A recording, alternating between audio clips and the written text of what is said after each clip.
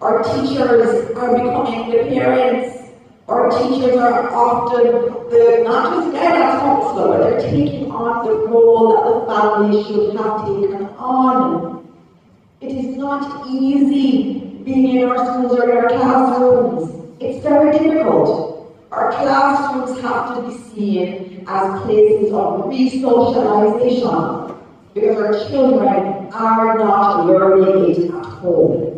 And so we have to be strong. We have to instill discipline. The vision we have for Jamaica, and a vision that I know can be a reality, will not happen if we do not instill discipline in our children.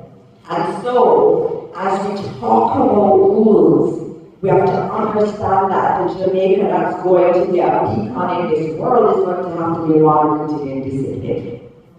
And of course, that does not mean that there are not rules around which we administer discipline. That's very important. Very important, because our children also need to be valued and our children need to be kept safe.